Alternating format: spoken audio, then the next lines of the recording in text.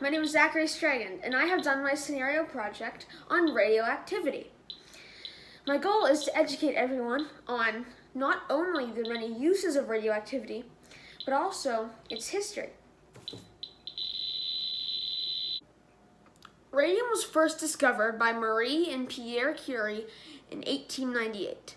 It quickly became associated as a health-giving miracle cure. Soon, all products seem to contain some form of radium, or at least have radium in the name.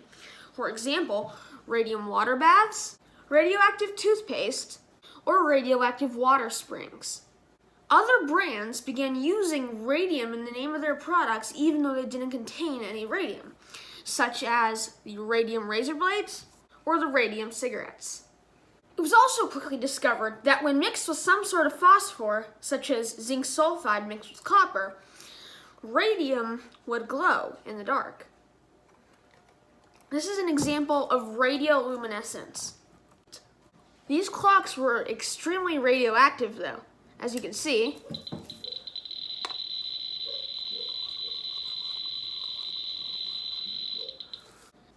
Many people believed that radium would actually become the light of the future and that electricity would become obsolete. They also thought the same thing about heaters and fire, since radium was shown to emit some forms of heat. Some brands of ceramic ware, especially Fiesta ware, used uranium as a coloring agent in their products.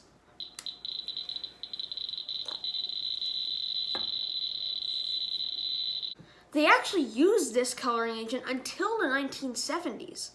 Another example of one way uranium was used in common products is Vaseline glass. Vaseline glass fluoresces under UVA light. It was most popular through the 1890s and early 1900s. However, in the 1950s, the US government began confiscating uranium and directing it towards nuclear research. Most uranium glass manufacturers did not make it through this, and only a few brands still make uranium glass today. Now, before I get any further into this talk, I think it's important that everyone understands the basics of nuclear physics. So to begin, there are three types of ionizing radiation: alpha, beta, and gamma. All of them are actually quite significantly different. Some are very weak, and some are very powerful, as shown by this diagram. Radioactivity is caused when an atom becomes unstable. These unstable atoms attempt to stabilize themselves by releasing some particles. These particles are what we consider radiation. When these particles are released from the atom, they often produce energy. This energy comes in many forms, but the good part is that it comes in heat energy. You see, when an atom fissions, it releases some amount of heat. So any extremely radioactive source will release a lot of heat. This is a basic principle that allows nuclear reactors to function.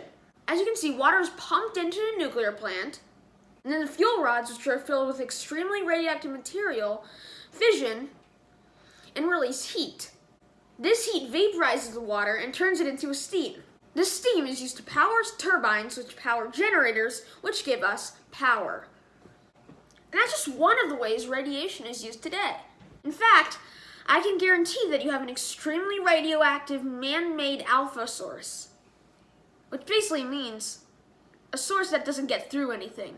So, I like to have everyone guess what this is, alright? So, I'm just probably going to pause the video right here, and yeah, I'm going to everyone guess.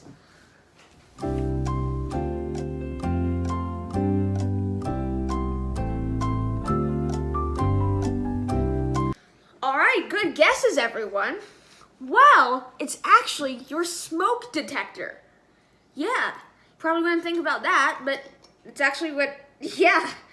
So, these are americium sources.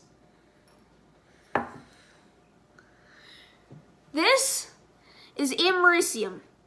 It's extremely radioactive, but since it releases alpha, it actually can't make it through the casing of your smoke detector. As you can see, it is quite radioactive. Now, the way an ionizing smoke detector works is you have a receiver of the alpha particles on this side, and you have your alpha source on this side. And as we know, alpha can't get through really anything, so any obstructions will cause a significant loss in the amount of alpha particles being received at the receiver end. When the alpha particles get below a certain point, because, well, let's say an obstruction, like smoke, gets in there, it will trigger an alarm. But nuclear power plants and smoke detectors aren't the only way radiation is used today. It's also used in carbon dating, medicine, and much, much more. Well, I hope you enjoyed this video, and I hope you learned something too. Have a great day.